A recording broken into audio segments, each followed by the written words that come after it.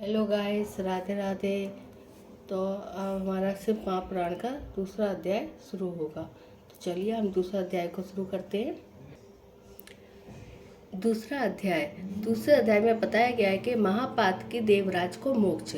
श्री सुत जी के वचनों को सुनकर शौनक जी ने कहा, हे मुनि, आपने इस महापुराण के विषय में जो वर्णन किया है वह महान हर्ष को देने वाला है। अब आप कृपा करके यह बताएं कि कली युग में इसके श्रवण के किन किन पापियों के पाप नष्ट हो सकते हैं।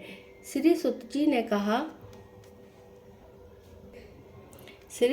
ने कहा कि मुनीश्वरों, समस्त प्रकार के प्राणी पापों इन महापुराण को श्रवण मात्र से ही पाप रहित हो जाते हैं। लोभी, झूठे, क्रूर, धृति, हिंसक आदि के पाप नष्ट हो जाते हैं। समस्त पापियों को तारने की शक्ति इस महापुराण में है। ब्राह्मणों के धन को हरण करने वाले महाव्यभिचारी और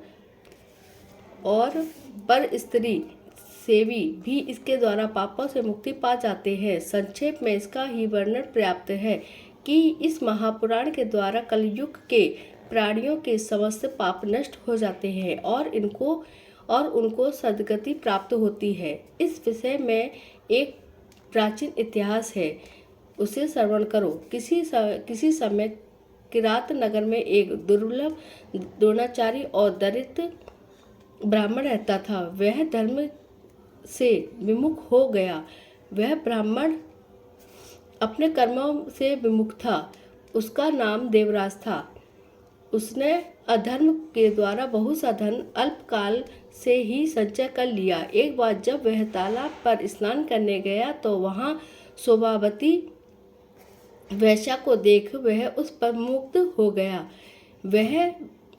वह वेश्या भी इस धनी ब्राह्मण को अपने प्रेम जाल में फंसा देख प्रसन्न हुई। तालाब पर दोनों की बातें हो गई और उनका अवैध संबंध स्थापित हो गया। इसके बाद को बहुत दिन तक वे दोनों प्रेमी युगल कामासक्त होकर विहार करते रहे। वह ब्राह्मण सदैव उस वेश्या के पास ही उठने बैठने लगा। उसके माता पिता, मित्र, स्त्री आदि भी उसे अधिक बहुत समझाया पर वह नहीं माना। तब उस अधर्मी ने एक रात अपने माता पिता और स्त्री को मार डाला ताकि मार्ग निष्कट रहे। उसने अपना समस्त धन ले जाकर उस वेश्या को दे दिया।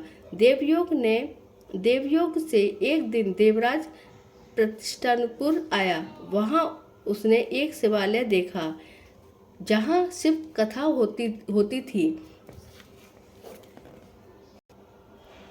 जहां पर शिव कथा होती थी, संयोग से वह वही बीमार पड़ गया। निदान पड़ा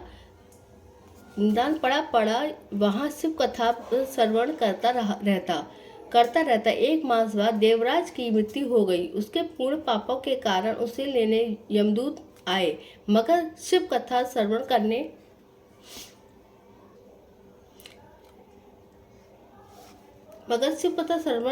के प्रभाव से शिवगणों ने उसे यमदूत से छुड़ा लिया और उसे शिवलोक ले गए।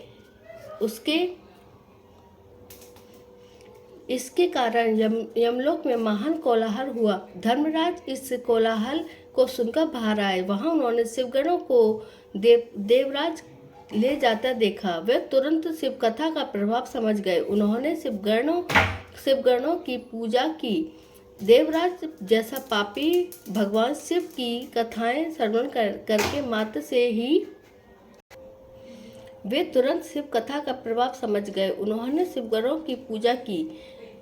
देवराज जैसा पापी भगवान शिव की कथाएं श्रवण करने मात्र से ही यमदूतों के फंदे से बचकर उस परम पुनित धर्म शिव धाम को प्राप्त हुआ, जहां भगवान शिव माता पार्वती सहित निवास करते हैं। ओम नमः शिवाय। द्वितीय अध्याय समाप्त। तृतीय अध्याय में बताया गया है कि चतुला की कथा।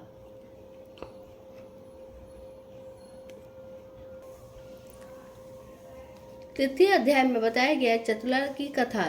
इस कथा को सुनने के बाद शौनक जी ने कहा, हे मुनि, आप भगवान शिव का परम पुनीत कथा के अन्य इतिहास का वर्णन करो। श्री सुत जी ने बोले, हे सौनक, तुम परम भक्त और ज्ञानी हो।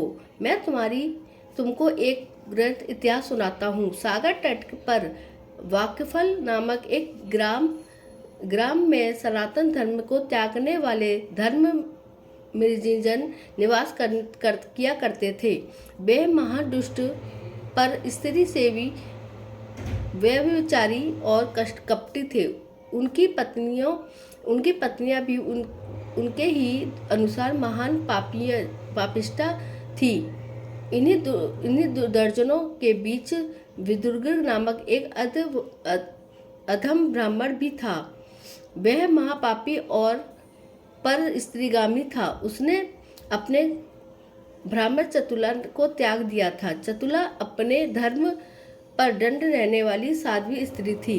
पहले कुछ दिनों तक चतुला अपने स्वामी द्वारा त्यागी जाने पर भी अपने धर्म की रक्षा करती।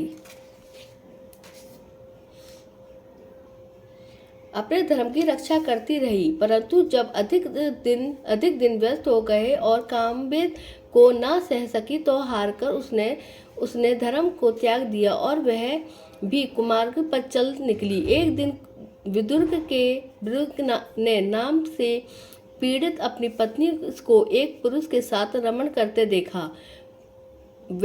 तब वह क्रोध से भर उसे मारने दौड़ा। उसे देखकर वह पुरुष वहां से भाग गया। उसने अपनी स्त्री को पकड़ उसे खूब मारा।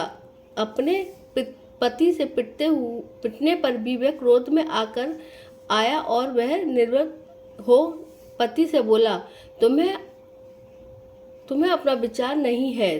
तुम नवयौवना मुझे पत्नी को त्याग कर वैश्यागामी हो रहे हो। जो पति काम से व्याकुल हो और उसे पति का साथ प्राप्त न हो, उसकी क्या गति होगी। मैं तो रूपवती नवयौवना हूँ, मुझे तुम्हारा सत्संग पसंद नहीं। भला मैं किस प्रकार काम को सहन करूं। पत्नी के इस विचारों को सुनकर वह अधर्म ब्राह्मण बोला, मैं मानता हूँ कि तेरा कहना सत्य है। मेरा हृदय काम में व्याकुल है। मैं तुम्हें पर पुरुषों के सत्संग में नहीं रोकता हूँ। मैं वह को छोड़कर अपनी इच्छित पुरुषों के विहार कर और अपने शरीर के बदले उससे धन भी ले।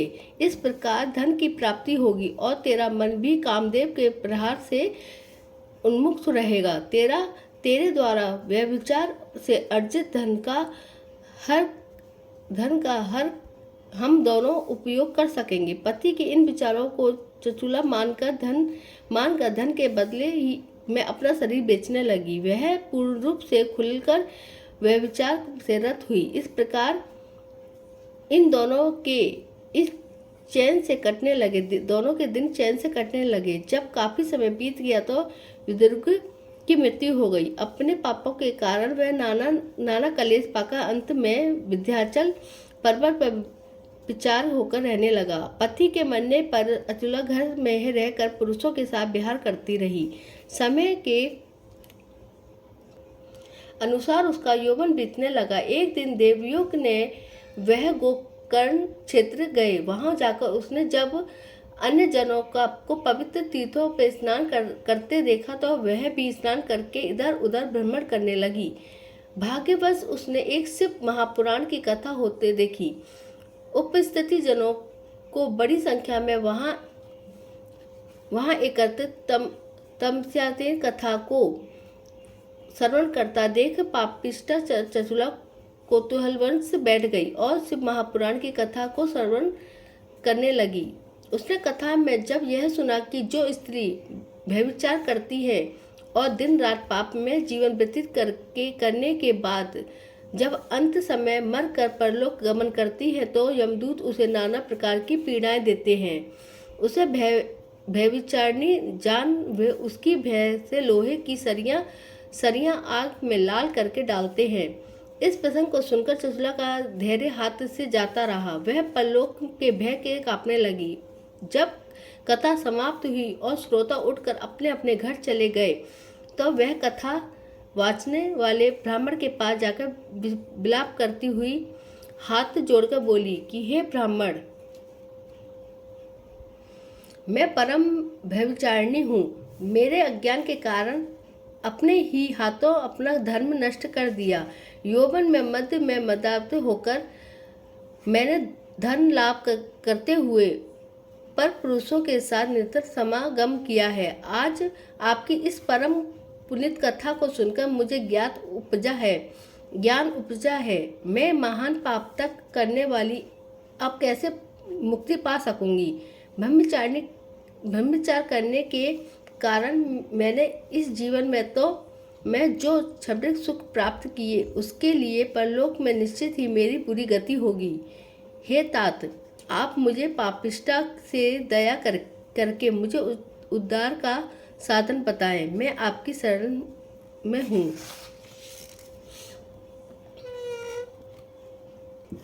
तो आज हमने दूसरा और तीसरा अध्याय सुना है। तो आज हम यहीं पे समाप्त करते हैं। अगर आपको मेरी वीडियो अच्छी लगती है तो सब्सक्राइब करें, लाइक करें, कमेंट्स करें।